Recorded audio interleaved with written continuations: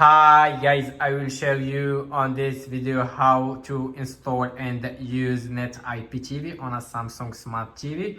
So first you will need to click on the home button, which is on the middle of the remote control. So you click on it, then you go to apps and you go up to app search.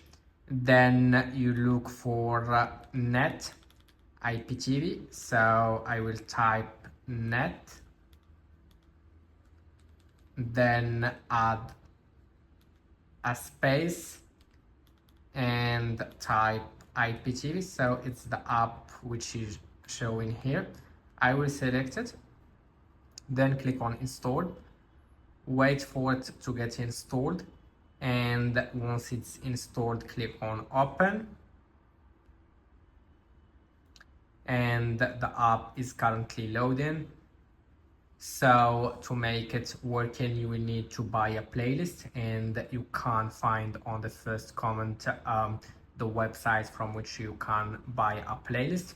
You can also find the link of this website in the description of this video.